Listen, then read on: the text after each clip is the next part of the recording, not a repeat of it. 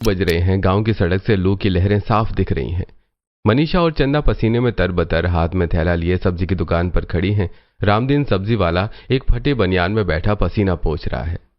अरे ओ रामदीन भाई, ये भिंडी का भाव क्या लगा रखा है? आज ऐसा लग रहा है जैसे इन्हें लकवा मार गया हो। अरे लकवा नहीं मारा है बहू जी, गर्मी की मार है। 80 रुपए किलो है भिंडी। 80 रुपए किलो? ये टिंडा है। इसे देख के तो ऐसा लग रहा है कि बेचारे को पोलियो मार गया। क्या रामदीन भाई, पानी वानी नहीं छिड़कती हो क्या सब्जियों पे? अरे ताजा सब्जी है, ज्यादा दबाव मत, छुओ मत सब्जियों को। अरे छुएंगे नहीं तो देख के कैसे लेंगे? बासी थी बासी सब्जी बेच रहे हो और ऊपर से तेवर ऐसे जैसे अभी अभी खेत से तोड़ कर लाए हो। देखो मनीषा बहू, तुम दोनों का तो रोज का नाटक है। इतनी चिक चिक करती हो सब्जियां खरीदने में कि कान पक जाते हैं। अरे भाई, इतनी गर्मी पड़ रही है, पानी मिल नहीं रहा है, फसल जल रही है, महंगी तो होगी। हाँ, बहाने बनवा लो बस। दाम तो तुम आसमान के मांग रहे हो और माल ऐसा कि गाय भी ना खाए। देखो, अगर इतनी ताजी सब्जियों का खाने का शौक है तो 50-60 किलोमीटर ऊपर चढ़ जाओ, वहां मिलेंगी ठंडक और ताजी सब्जियां। आई बड़ी, ये लेनी है तो लो, वरना जाओ यहाँ से, दिमाग मत चाटो। देखो तो सही, इसकी जुबान कितनी चलने लगी है। अच्छा ठीक है, एक काम कर, ये 1 किलो लौकी दे दे। हाँ, तुम तो लौकी खाओगी, 30 रुपए किलो की है। जल्दी थैला आगे करो। रामदीन झटके से लौकी थैले में डालता है। मनीषा और चंदा बुदबुदाती हुई वहां से मुड़ती हैं। देख रही है चंदा, इस रामदीन की जुबान कैंची की तरह चलने लगी है। जाने कितने दिनों की बासी सब्जी बेच रहा है। ये नहीं तो 2 लोटा पानी ही मार दे सब्जियों पे। छोड़ो दीदी, घर चलो, प्यास के मारे गला सूख रहा है। मनीषा और चंदा बड़बड़ाती हुई गली में मुड़ती हैं। सामने पिंकी के घर के बाहर चबूतरे पर पिंकी, राधा और रोशनी बैठी हाथ के पंखों से हवा कर रही हैं। लो आ गई दोनों। पर ये क्या, मनीषा दीदी खाली झोला लेकर क्यों आई हैं? अरे बहन, सब्जी वाले के दाम देख रही हो कैसे आसमान छू रहे हैं। बस बासी और सड़ी हुई सब्जियां दे रहा है। क्या करे बहन, आजकल तो हर जगह यही हाल है। गर्मी ने इंसान का खून सुखा दिया है, तो सब्जियों का क्या? छोड़ो सब्जियों को, मेरा तो प्यास के मारे गला सूख रहा है। दीदी कुछ ठंडा है क्या? अरे हाँ, चलो मेरे घर के अंदर ही आ जाओ, यहीं बैठ के पानी पीते हैं। पाखी, जरा ठंडा पानी ले आओ सबके लिए। पांचों बहुएं पिंकी के छोटे और घुटन भरे घर के अंदर आती हैं। पाखी मटकती हुई एक जग और गिलास लेकर आती है। पाखी खुद भी पसीने में तर है और चिड़चिड़ी लग रही है। ये लो पानी। और भाभी, ये आखिरी बार है, फ्रिज तो है नहीं हमारे घर जो हर बार चिल्लाती हो कि ठंडा पानी ले आ। मनीषा जल्दी से गिलास उठाती है और एक बड़ा घूंट भरती है, पर जैसे ही पानी मुंह में जाता है उसे जोर से कुल्ला कर देती है। अरे बाप रे पिंकी, ये पानी है या तेजाब? इतना गर्म है कि मुंह जल गया मेरा। अरे हाँ, इसमें तो चाय पत्ती डाल दो तो चाय बन जाए। अरे बहन क्या करूँ, सुबह 7 बजते ही सूरज चांद पे चढ़ जाता है। छत पे रखी टंकी का पानी ऐसा खोलता है जैसे नीचे आग जल रही हो। हम भी क्या करें, पसीने के मारे बुरा हाल है। इससे अच्छा तो मैं अपनी सहेली के घर चली जाती, कम से कम वहाँ खिड़की के पास थोड़ी हवा तो आती है। यहाँ तो ऐसा लग रहा है जैसे भट्टी पे जिंदा जल रहे हैं। सच में दीदी, ये गर्मी तो चांद पे चढ़ी जा रही है। अरे इस गर्मी का तो पता नहीं कोई उपाय निकलेगा या नहीं। पिंकी के घर में पानी वाला हंगामा चल ही रहा था कि तभी बाहर से मनीषा की सास की कड़क आवाज गूंजती है। ओ मनीषा, अरे ओ रोशनी, तुम सबकी पंचायत ही खत्म हो गई हो तो चूल्हा चौका भी देख लो। सांझ होने को आई है, थोड़ी देर में मर्द घर आ जाएंगे। हाँ, जब चूल्हा जलेगा तो घर वैसे ही भट्टी की तरह तपेगा। चलो अपने अपने घर चलो। हाँ अम्मा जी, आ रहे हैं, बस आ ही रहे हैं। चलो बहनों, अपनी अपनी ड्यूटी का टाइम हो गया है। पांचों बहुएं मायूस होकर अपने अपने घरों की तरफ जाती हैं। मनीषा के घर में मम्मी क्या बना रहे हो खाने में? फिर वही लौकी की सब्जी। तो क्या पनीर खिलाऊं तुझे? लौकी लाई हूँ तो वही बनाऊंगी। मम्मी इतनी तेज गर्मी लग रही है, कम से कम ठंडा पानी तो पिला दो। बेटा ठंडा पानी कहाँ से आएगा? बर्फ इतनी महंगी है कि 20 रुपए में जरा सी डली देता है। अगर रोज बर्फ मंगा ली ना तो रात को नून रोटी खानी पड़ेगी। बता, खा लेगा? और नहीं तो क्या, वैसे भी इस घिया लौकी से रोटी कौन खाएगा? भाभी, इससे अच्छा तो हम भूखे ही सो जाएं। कम से कम चूल्हे की आग से तो बचेंगे। शाम ढल चुकी है, लेकिन गांव की गलियों में आग सी बरस रही है। पांचों सहेलियां चूल्हे पर खाना बनाती हैं और खाना खाने के बाद सभी के परिवार चबूतरे पर इकट्ठा होते हैं। सबके शरीर पसीने से लथपथ है। सभी चबूतरे पर अंगोछा बिछाकर बैठ जाते हैं। अरे भाई, बुरा हाल है। कोई नया घर बनवाने को तैयार ही नहीं है। बेलदारी का काम तो समझो ठप ही हो गया है। अरे मेरा भी वही हाल है रमेश भाई, आजकल सब अंडरग्राउंड फिटिंग करवाते हैं और मेरा हाथ उसमें थोड़ा तंग है। अरे भाई, कारपेंटर का काम भी कौन देगा? लोग कहते हैं कि अभी घर खोलेंगे तो लू अंदर आएगी, सर्दियों में आना। अब कोई इन्हें समझाए कि सर्दियों में हमारे हाथ पैर जम जाते हैं, काम तो अभी चाहिए ना। अरे भाई, पत्थरों का काम तो और भी भारी है। पत्थर की तपिश और ऊपर से सूरज, शरीर जवाब दे जाता है। सभी मर्द अपनी अपनी समस्या लेकर बैठे होते हैं, तभी कल्लू और चिंकी भागते हुए आते हैं। पापा मेरी स्कूल वाली मैडम अब सबको ना पिकनिक लेकर जा रही है, मैं भी जाऊंगा, मुझे भी जाना है। पिकनिक? अरे यहाँ रोटी खाने के लाले पड़ रहे हैं और तुझे पिकनिक की सोच रही है? जा चुपचाप जाकर बैठ जा। पर पापा मैडम कह रही है कि पहाड़ों पर बहुत मजा आएगा, सब बच्चे आ रहे हैं। अरे कोई नहीं जा रहा पहाड़ों पर, हैं? यहाँ दिहाड़ी मिल नहीं रही है, रोटियों के लाले पड़े हैं और तुम्हें पहाड़ों पर जाने की सोच रही है। आदमी लोग बच्चों को डांट कर भगा देते हैं।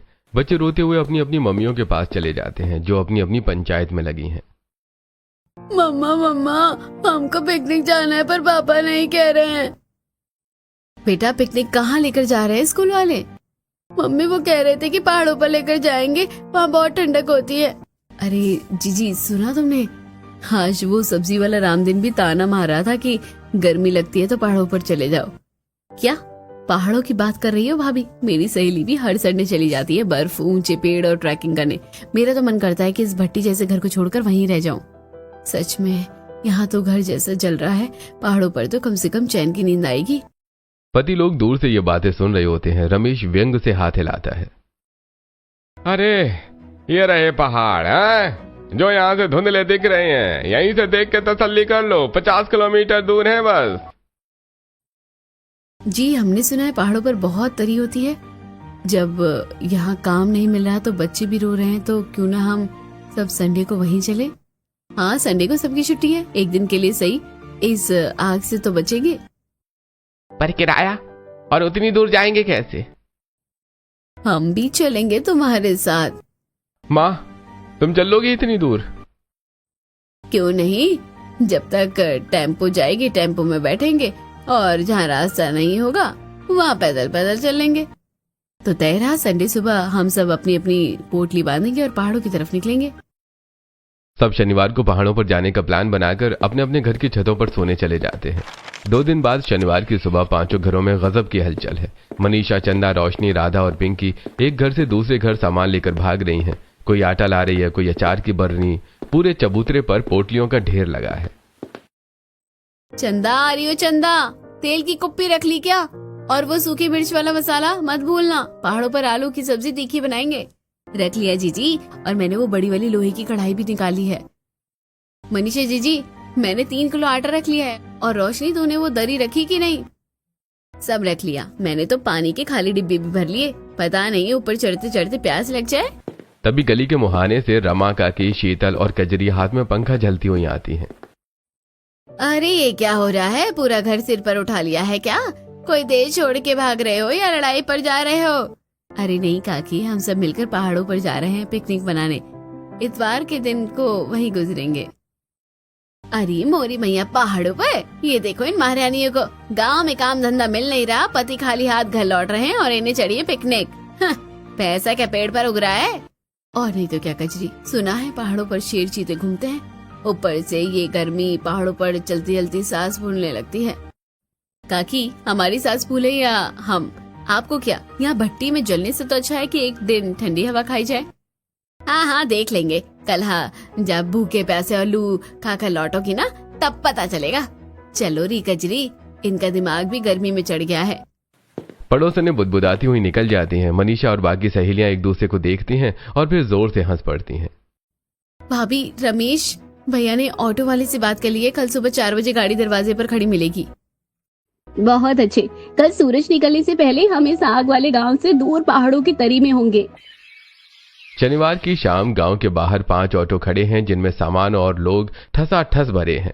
करीब 15-20 किलोमीटर चलने के बाद जहां से पहाड़ की खड़ी चढ़ाई शुरू होती है, ऑटो वाले ब्रेक मार देते हैं।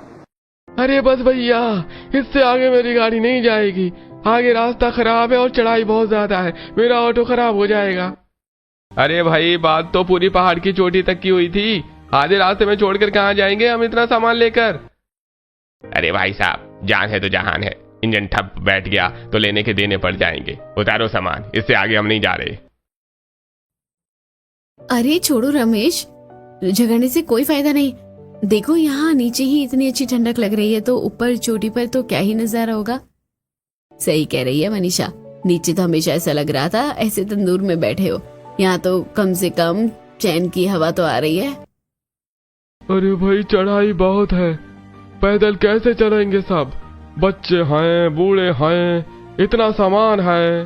अरे सब चलेंगे, बातें करते करते रास्ता कट जाएगा। और देखो हमारी सासू माँ तो हमसे भी ज्यादा जवान लग रही है, कैसे फुर्ती से उतर गई है ये। हाँ हाँ क्यों नहीं, तरी का आनंद लेना है तो थोड़ा पैदल तो चलना ही पड़ेगा। चलो लड़कियों अपनी अपनी पोटली उठाओ। पांचों बहुएं मनीषा, चंदा, रोशनी, राधा, पिंकी एक दूसरे का हाथ पकड़कर सहेलियों की तरह गीत गुनगुनाती हुई चल रही हैं। उनके सिर और कंधों पर भारी पोटलियां हैं। सासें अपना एक अलग ग्रुप बनाकर हंसते हंसाते कदम बढ़ा रही हैं। नंदे, पाखी और प्रिया आगे आगे दौड़ रही हैं और मर्द बच्चों को कंधे पर बिठाए सामान लादे पीछे पीछे आ रहे हैं। ओए होए जीजी, पहाड़ की तो ये ठंडी हवा थकावट महसूस ही नहीं होने दे रही है। सच में गांव में तो पंखे के नीचे भी पसीने की नदी बहती थी, यहाँ तो चढ़ाई करते हुए भी शरीर ठंडा लग रहा है। भाभी जल्दी आओ, देखो ऊपर से गांव कैसा छोटा सा दिख रहा है, जैसे कोई खिलौना हो। धीरे पाखी, बस थोड़ा और, देखो वो चोटी कितनी पास लग रही है। जैसे जैसे वो ऊपर चढ़ रहे हैं, हवा और तेज और खुशबूदार होती जा रही है। रात होते होते सभी पहाड़ की उस चोटी पर पहुंच जाते हैं। पहुंच गए, देखो सब, ये रहा हमारे सपनों का पहाड़। चोटी के समतल मैदान पर पहुंचते ही सब निढाल होकर गिर पड़ते हैं। चारों तरफ नीला आसमान और पास से बहते झरने की आवाज मधुर आ रही है।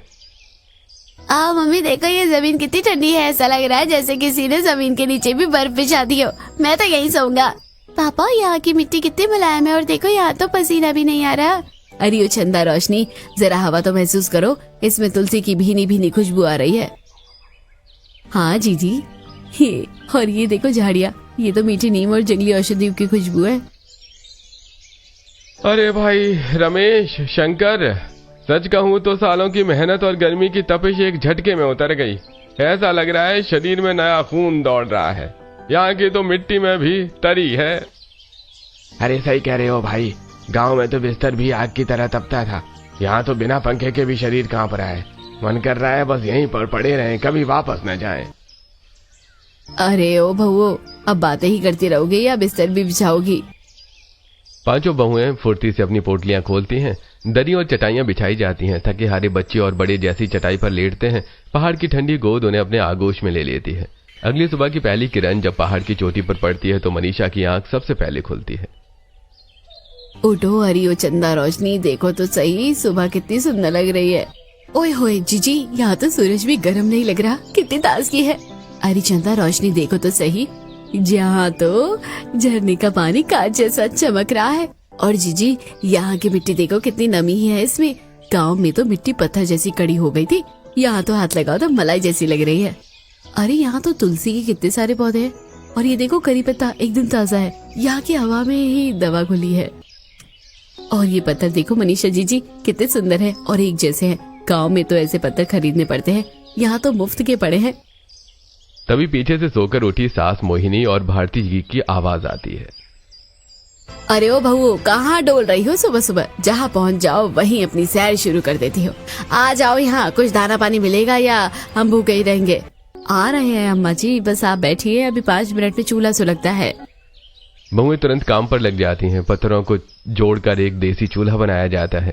सूखी लकड़ियां बीनकर आग जलाई जाती है। मनीषा ने आटा निकाला, रोशनी ने सब्जियां काटी और चंदा ने चाय का पतीला चढ़ाया। अरे मनीषा, तू तो माचिस भी लेकर आई है। अरे भारती, मेरी बहू बड़ी जुगाड़ू है, देख माचिस भी लाई और चाय चीनी भी, वरना यहाँ खाली पत्तों को ही चबाना पड़ता। तो मेरी बहू क्या कम है? देख चंदा, आटा और परात ना लाती तो क्या तुम लोग हवा में रोटी बेलती? और रोशनी ने कैसी बढ़िया सब्जी काटी है। अरे अम्मा जी, अब आप लोग तानेबाजी और मजाक बंद करो और खाना खा लो। अरे उठ जाओ सब, ताजी चाय और गर्मा गर्म सब्जी रोटी तैयार है। घर से लाई गिने चुने बर्तनों और राशन का इस्तेमाल करके बहुएं खाना बनाती हैं और सभी खाना खाने बैठते हैं। मम्मी ऐसी सब्जी तो घर पर ही नहीं बनती, यहाँ तो बहुत मजा आ रहा है। सभी लोग खुशी खुशी खाना खाते हैं और खाना खाने के बाद आराम से पहाड़ के पत्थरों पर बैठे हुए होते हैं कि तभी पापा झूला डाल दो ना, मुझे झूला झूलना है। पिंकी और राधा तुरंत अपनी पोटली वाली मजबूत सूती धोती निकालती है। 2 मजबूत पेड़ों के बीच धोती को बांधकर एक बढ़िया झूला तैयार कर दिया जाता है। बच्चे उसमें मजे से झूलते हैं। दिन भर मौज मस्ती करने के बाद अब सूरज ढलने लगा है। शाम की ठंडक फिर से बढ़ने लगी है। चलो भाई सब लोग चलो, सांझ होने वाली है। रात होने से पहले पहाड़ से नीचे उतरना है और घर पहुंचना है। मन तो नहीं कर रहा जीजी उस भट्टी जैसे गांव में वापस जाने का, पर जाना तो पड़ेगा। हाँ मनीषा जीजी, पर हम वापस आएंगे, जब भी मन करेगा तब मजे करने। पांचों परिवार हंसते मुस्कुराते हुए पहाड़ से नीचे उतरने लगते हैं। रात के अंधेरे में सभी लौट कर आते हैं और आकर सुकून की नींद सो जाते हैं। अगले दिन सोमवार की दोपहर गांव में सूरज आग उगल रहा है। गलियों में सन्नाटा है और लू चल रही है। पांचों बहुएं अपने अपने घरों के कामों में बेहाल हैं।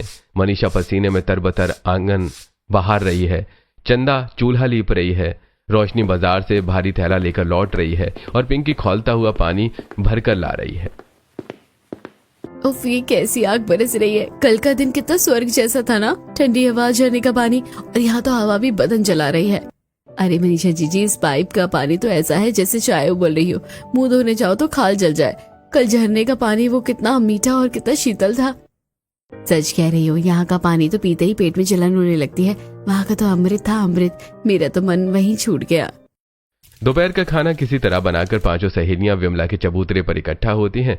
हाथ में पंखे हैं और सामने पानी की बाल्टी जिसमें से भाप निकल रही है। मैं तो सोचती हूँ काश हम हमेशा के लिए उसी पहाड़ में रह पाते, ना ये लू होती और ना ये खौलता पानी। वैसे आइडिया बुरा नहीं है रोशनी, हम रह तो सकते हैं वहाँ। पागल हो गई हो क्या राधा, घर बार छोड़ के पहाड़ पर कैसे रहेंगे? अरे तो क्या हुआ अगर हम अपना ससुराल ही पहाड़ों पर बना ले तो? मेरा तो बचपन से सपना था कि मेरा ससुराल पहाड़ों की वादियों में हो, पर यहाँ इस भट्टी जैसे गांव में आकर फंस गई। अगर तू यहाँ नहीं फंसी तो हम जैसी सहेलियां तुझे कहाँ मिलती? कम से कम हम साथ में भून तो रहे। हंसी मजाक के बीच बात सीरियस हो जाती है। पांचों तय करती हैं कि वो अपने अपने घरों में बात करेंगी और मनीषा के घर पर जब वो पहाड़ों पर रहने जाने की बात करती हैं तब। क्या पहाड़ पर घर? मती मारी गई है क्या तेरी? वहाँ क्या घास खाएगी? अम्मा जी, वहाँ वैसे भी रमेश जी को काम नहीं मिल रहा, वहाँ ताजी सब्जियां होंगी, अपनी जगह होगी। कल आपने खुद कहा था कि तरी में कितना आनंद आया। ऐसे ही चंदा के घर में जब चंदा पहाड़ों पर जाने की बात करती है तब। अरे चंदा, तुझे पता भी है कि पहाड़ पर घर बसाना कितना मुश्किल है। भैया मुश्किल क्या है, आप मिस्त्री हो, मोहन भैया बिजली वाले हैं, अर्जुन भैया कारपेंटर, पांचों मिल जाओगे तो पहाड़ पर महल खड़ा कर दोगे। मैं तो कहती हूँ चलो। इसी तरह सभी बहुएं अपने अपने घरों में पहाड़ों पर रहने जाने की बात करती हैं और शाम को फिर सब चबूतरे पर मिलते हैं। 2-3 परिवार मान गए हैं, बाकी हिचकिचा रहे हैं। देखो भाइयों, अकेले जाना मुश्किल है, पर हम 5 भाई साथ हैं, हमारी माएं साथ हैं, बच्चे खुश हैं। एक इंसान अकेले पहाड़ नहीं जीत सकता। हम पांचों कुछ न कुछ जुगाड़ तो कर ही लेंगे। बात तो सही है रमेश भाई, यहाँ तो घुट घुट कर मरना ही है, वहाँ मेहनत करके अपनी जन्नत बनाएंगे। तो देर किस बात की, सांझ का समय हो गया है, सूरज ढलते ही चढ़ाई आसान होगी। अपनी अपनी पोटलियां उठाओ, आज हम पिकनिक के लिए नहीं अपनी नई दुनिया बसाने जा रहे हैं। पांचों परिवार अपना जरूरी सामान, औजार, छेनी, हथौड़ा, आरी और राशन लेकर फिर से उसी पहाड़ की ओर निकल पड़ते हैं। रमेश, शंकर, मोहन, अर्जुन और श्याम एक बड़ी लोहे की ठेल को धक्का दे रहे हैं। ठेल पर लंबी लंबी बांस की बल्लियां बंधी हैं, बड़ा सा तिरपाल रखा है, रस्सियों के बंडल हैं और कुछ जरूरी औजार हैं। अरे भैया जरा धक्का और लगाओ, भैया धंस गया है। बस ये बल्लियां ऊपर पहुंच जाएं, फिर रहने का ठिकाना बन जाएगा। अरे हैशा, जोर लगा के हैशा। अरे भैया बोलो, बल्लियां ये भारी तो बहुत हैं, पर तंबू तानने के लिए यही सहारा है। पीछे पीछे बहुएं और सासें अपने सिर पर पोटलियां और हाथों में जरूरी सामान लेकर चल रही हैं। बच्चे भी छोटे छोटे डिब्बे पकड़े हुए हैं। रात का समय, सभी चोटी पर पहुंच जाते हैं। सबसे पहले तंबू गाड़ने का काम शुरू होता है। बल्लियों को जमीन में गाड़ा जाता है और उनके ऊपर बड़ा सा नीला तिरपाल फैलाकर रस्सियों से कस दिया जाता है। एक बड़ा सा तंबू तैयार होता है जिसमें पांचों परिवार एक साथ रह सकें। चलो, सिर छुपाने की जगह तो हो गई। आज रात इसी तंबू में कट जाएगी। बहुओं बाहर चूल्हा सुलगाओ, क्योंकि भूखे पेट तो भजन नहीं होगा। तंबू के ठीक बाहर पत्थरों को जोड़कर चूल्हा बनाया जाता है। मनीषा और चंदा रोटियां बेल रही हैं, जबकि रोशनी सब्जी चला रही है। चांदनी की रोशनी में पूरा परिवार तंबू के इर्द गिर्द बैठा है। अम्मा जी ये लीजिए गर्मा गर्म रोटी। यहाँ की हवा में तो ऐसी भूख लग रही है कि रूखी रोटी भी छप्पन भूख लग रही है। सच कह रही है बहू, नीचे गांव की उस गर्मी में तो निवाला गले से नीचे नहीं उतरता था। यहाँ तो चैन की 2 रोटी नसीब हो रही है। रात कट जाती है, अगले दिन की सुबह होती है। 1-2 दिन बीत जाते हैं, सब तंबू के अंदर ही सोते हैं और बाहर खाना बनाते हैं। पर धीरे धीरे बहुओं को समझ आने लगता है कि तिरपाल की ये छत ज्यादा दिन नहीं चलेगी। चंदा रोशनी देखो, ये तंबू 2-4 दिन का सहारा है। कल को बारिश आ गई या तेज हवा चली तो ये तिरपाल उड़ जाएगा। हमें यह परमानेंट जुगाड़ करना ही पड़ेगा। सही कह रही हो जीजी, मिट्टी उपजाऊ है, पत्थर यहाँ मुफ्त के पड़े हैं और हमारे आदमियों के हाथ में हुनर है। क्यों ना हम अपनी झोपड़ियाँ खड़ी करना शुरू करें। हाँ, और इस खाली जमीन पर हम अपनी सब्जियां उगाएंगे। तंबू में मेहमान की तरह कब तक रहेंगे? अब इस पहाड़ को अपना असली घर भी बनाना होगा। ठीक है, हमें अपने अपने पतियों से बात करनी होगी। शाम का समय है। 5 भाई नीचे से मजदूरी करके थके हारे तंबू में लौटे हैं। सुनी जी, आप लोग रोज नीचे मजदूरी करने जाते हो। आधा दम तो चढ़ाई उतरने चढ़ने में निकल ही जाता होगा। हमने फैसला किया है कि हम यहीं अपनी पक्की गृहस्थी बनाएंगे। पर भाग्यवान, यहाँ घर बनाने में बहुत पैसा लगेगा और ऊपर से यहाँ खाएंगे क्या? आप बस कल आते समय खरबूजे, तरबूज, लौकी और तुरई के थोड़े बीज ले आना। बाकी सब हम बहुएं संभाल लेगी। यहाँ की मिट्टी सोना है, बस इसे निखारने की देर है। अगली शाम को सभी पति बेलदारी से आते समय उनके बताए हुए बीज लेकर आते हैं। अगले दिन दोपहर का समय है। बहुएं बीजों की रोपाई कर रही हैं कि तभी रोशनी की नजर पहाड़ के कोने वाले घने हिस्से पर पड़ती है। अरे मनीषा जीजी, इधर देखो, चंदा जल्दी आओ। सब भागकर वहां पहुंचती हैं। वहां जंगली झाड़ियों के बीच सेब, संतरे, आड़ू और आलू बुखारे के छोटे छोटे पेड़ लदे खड़े हैं। अरे ये सब तो सेब है, और वो देखो आलू बुखारा। यहाँ तो प्रीमियम फल पहले से ही उग रहे हैं। हमें कहीं और जाने की जरूरत ही नहीं है। जीजी ये देखो, फालसे की झाल और जामुन के पेड़। क्यों ना हम अपना पक्का घर इसी जंगल के पास वाली ग्लोई में बनाए। यहाँ फल भी गिरेंगे और छाया भी, और तो और झरने का पानी भी है। 5 बहुएं उस गोलाई वाले मैदान के बीच खड़ी हैं जहां मखमली घास उगी है। वो अपने हाथों से हवा में नक्शा बना रही हैं। सुनो तो, ये बीच की गोल घास वाली जगह है, इसे हम छुएंगे भी नहीं। ये हमारा कॉमन गार्डन बनेगा और इस गार्डन के चारों तरफ इन पेड़ों के साए में हम अपने 5 घर बनाएंगे। पर जीजी घर बनाएंगे कैसे? ना ईंट न सीमेंट के पैसे। अरे पगली, यहाँ पत्थरों की कमी है क्या? रमेश जी बेलदार है, वो पत्थरों को एक दूसरे पर टिकाकर मजबूत दीवारें खड़ी करेंगे। हम पत्थरों का घर बनाएंगे। और छत के लिए हम मजबूत लकड़ियों का ढांचा बनाएंगे और ऊपर से घास फूस या पत्थर की स्लैब डाल देंगे। नीचे से लौकी, तोरई और घिया की बेलें चढ़ाएंगे और ऊपर से मधुमालती और बोगनवेलिया। हमारी छत पत्थरों की नहीं, हरियाली की होगी। और लिपाई का क्या? पत्थर तो चुभेंगे। मेरी गाय है ना, हम गाय के गोबर में पहाड़ी मिट्टी मिलाएंगे और 5 घरों को अंदर से ऐसी चिकनी लिपाई करेंगे कि दीवारें मखमल जैसी लगेंगी। अंदर से हम बोरियां टांग देंगे ताकि बाहर की गर्मी अंदर कदम न रख पाए। बिल्कुल। और देखो, झरने के पास हम खरबूजे और तरबूज बोएंगे क्योंकि उन्हें ज्यादा पानी चाहिए। और हमारे घरों की दीवारों के पास तो घिया, तोरई और कद्दू की बेलें होंगी। फल भी मिलेंगे, सब्जी भी मिलेगी और रहने को ठंडा हरा भरा ससुराल भी। ठीक है, तो हम अपने अपने पतियों को यहाँ लेकर आएंगे और ये सब दिखाएंगे।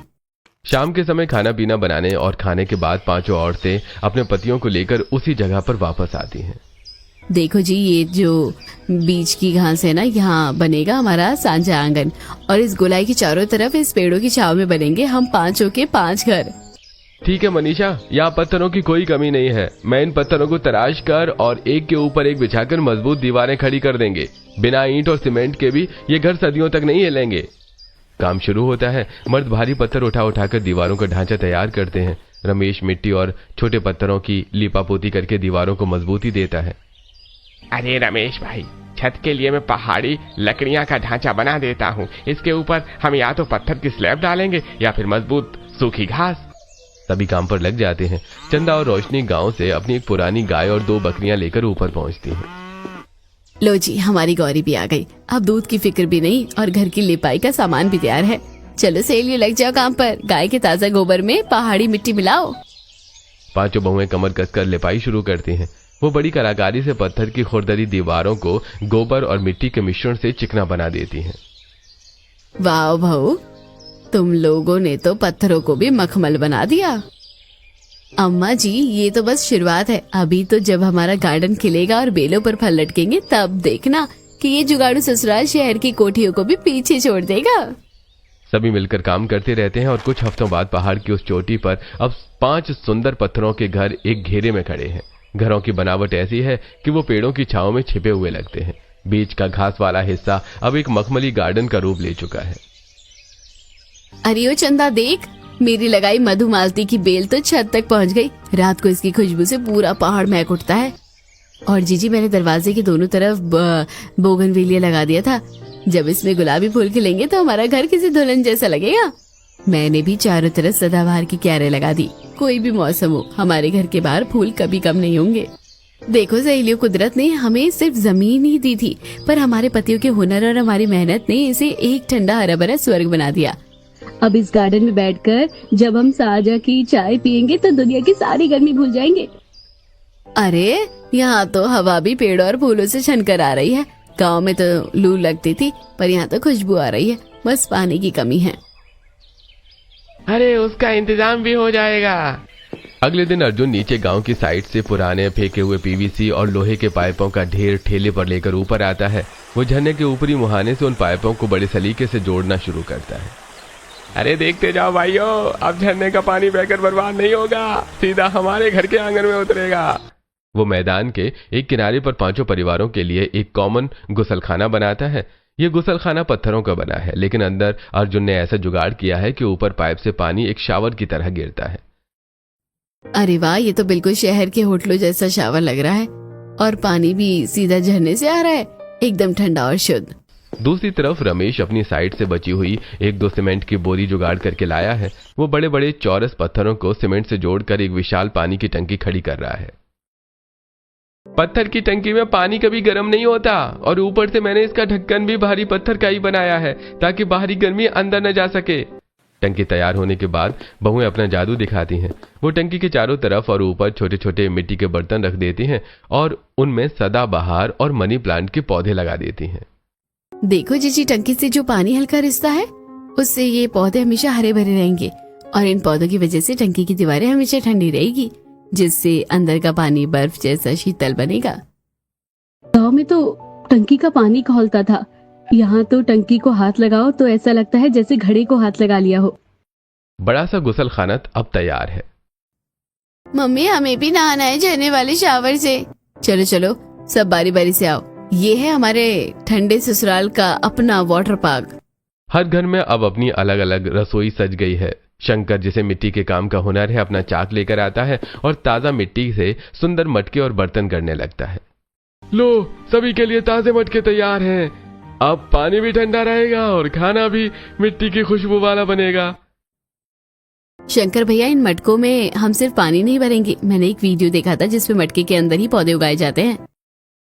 सब बहुएं मिलकर मटकों में छोटे छोटे छेद करती हैं और उनमें धनिया, पुदीना और सजावटी फूल लगाती हैं और अपने पत्थरों के घरों की खिड़कियों और दरवाजों पर लटका देती हैं। वहीं रमेश ने गार्डन के बीचों बीच मजबूत पेड़ों की टहनियों पर मोटी रस्सियां बांधकर सुंदर झूले बनाए गए हैं। बच्चे उन पर झूल रहे हैं और पूरा परिवार चबूतरे पर बैठा है। तभी मनीषा, इस चढ़ाई ने हिम्मत तोड़ दी है। नीचे जाकर मजदूरी करने की ताकत नहीं बचती और काम भी मंदा है। अगर पैसा नहीं आया तो इतना सुंदर घर होने के बाद भी हम भूखे मर जाएंगे। परेशान मत होइए, हमने ये सिर्फ घर रहने के लिए नहीं बनाया था। अब हमारा ससुराल ही हमें खिलाएगा। वो कैसे जीजी? देखो, हमारी छत पर कद्दू, लौकी और तोरई की बेलें फल से लद गई है, और जंगल के वो ताजा सेब और संतरे हम अपनी मेहनत को बाजार ले जाएंगे। हम अपनी खेती से पैसे कमाएंगे। अगले दिन 5 बहुएं और 5 के पति अपने हाथों से बुनी टोकरियां भरते हैं। टोकरियों में सेब, संतरा और ताजी हरी सब्जियां हैं। वो उन्हें ठेल पर रखकर नीचे बाजार पहुंचते हैं और बेचना शुरू करते हैं। अरे भैया, ये लौकी और सेब इतने ताजे और ठंडे कैसे हैं? भैया, ये सीधे पहाड़ के झरने के पानी से सींचे हुए फल है, एकदम शुद्ध। देखते ही देखते लोग टूट पड़ते हैं। तभी वहां 2-3 बड़े किसान और व्यापारी अपनी गाड़ी लेकर रुकते हैं। अरे भैया, ऐसी शानदार क्वालिटी की सब्जी तो हमें शहरों की बड़ी मंडियों के लिए चाहिए। क्या तुम हमें हर हफ्ते इतना ताजा माल दे सकते हो? हम खुद अपनी गाड़ी लेकर तुम्हारे पहाड़ के नीचे आ जाएंगे। तुम्हें बाजार आने की जरूरत नहीं है। हम सीधा तुमसे खरीदेंगे और अच्छे दाम देंगे। क्यों नहीं साहब, आप अगले हफ्ते आइए। हम आपको ताजा पहाड़ी माल तैयार करके देंगे। इसी तरह कुछ दिन और गुजरते हैं। सभी का काम धंधा अच्छे से चलने लगता है और पैसे भी अच्छे आते हैं। एक शाम के समय गार्डन में सब साथ बैठकर ताजा खाना खा रहे हैं। देखा, 5 जुगाड़ू बहुओं ने न सिर्फ गर्मी से पीछे छुड़ाया बल्कि पहाड़ पर अपना रोजगार भी बना लिया। हाँ, अब हमारा पहाड़ों पर हरा भरा ससुराल भी पूरी तरह से तैयार है। हर बार अब गर्मियों में हम वही आएंगे। हाँ, और यहीं पर मस्ती भी करेंगे। कल्लू की बात सुनकर सभी जोर का ठहाका लगाते हैं और खुशी खुशी पहाड़ों पर रहने लगते हैं।